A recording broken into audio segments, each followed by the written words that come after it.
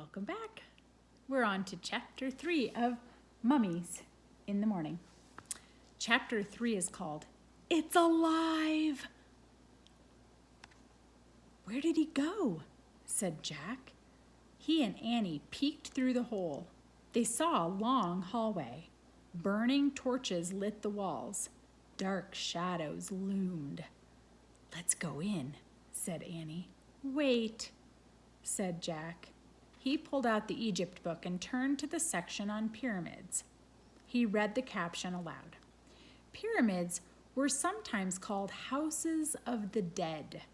They were nearly all solid stone except for the burial chambers deep inside. Wow, let's go there. To the burial chambers, said Annie. I bet a mummy's there. Jack took a deep breath. Then he stepped out of the hot, bright sunlight into the cool, dark pyramid. The hallway was silent. Floor, ceiling, walls, everything was stone. The floor slanted up from where they stood. We have to go farther inside, said Annie. Right, said Jack. But stay close behind me. Don't talk. Don't go. Just go, said Annie. She gave him a little push. Jack started up the slanting floor of the hallway. Where was the cat? The hallway went on and on. Wait, said Jack. I want to look at the book. He opened the Egypt book again. He held it below a torch on the wall. The book showed a picture of the inside of the pyramid. The burial chamber is in the middle of the pyramid. See? Jack said. He pointed to the picture. It seems to be straight ahead. Jack tucked the book under his arm. Then they headed deeper into the pyramid. Soon the floor became flat. The air felt different, musty, stale. Jack opened the book again. I think we're almost to the burial chamber. See the picture? The hallway slants up. Then it gets flat. Then you come to the chamber. See? Look.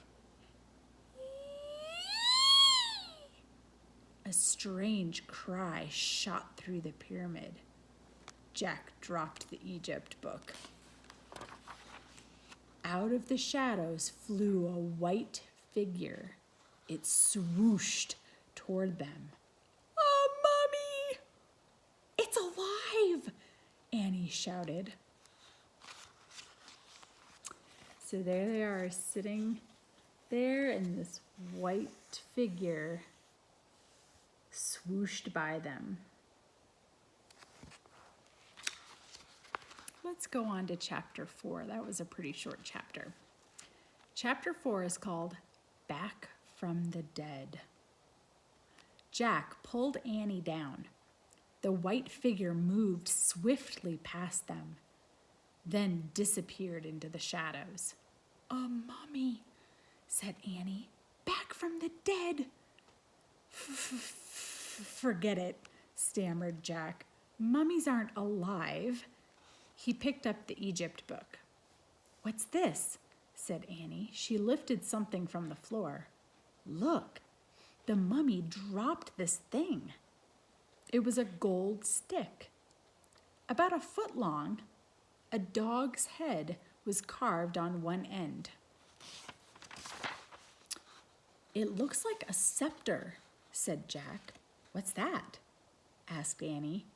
It's a thing kings and queens carry, said Jack. It means they have power over the people. Come back, Mummy, Annie called. We found your scepter. Come back. We want to help you. Shh, said Jack. Are you nuts? But the mummy. That was no mummy, said Jack. It was a person, a real person. What kind of person would be inside a pyramid? Asked Annie. I don't know, said Jack. Maybe the book can help us.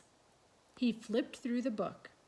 At last, he found a picture of a person in a pyramid. He read, "Tomb robbers often carried off the treasure buried with mummies. False passages were sometimes built to stop the robbers." Jack closed the book.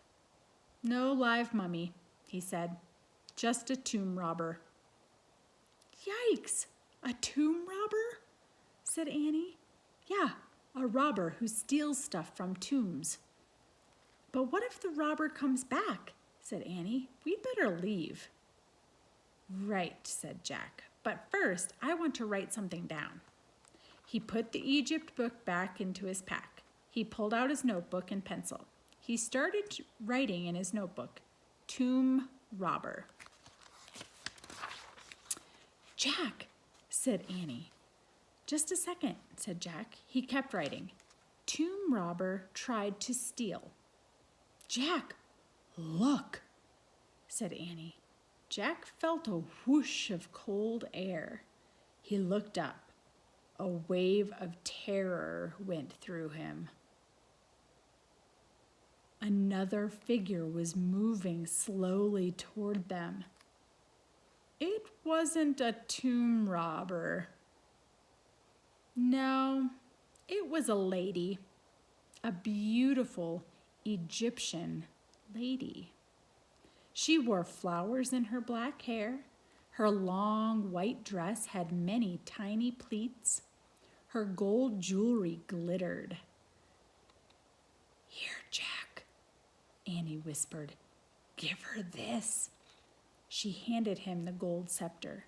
The lady stopped in front of them. Jack held out the scepter. His hand was trembling. He gasped. The scepter passed right through the lady's hand. She was made of air. So there they are trying to hand the scepter to the lady. And that was the end of chapter 4. Stay tuned, come back for chapter 5.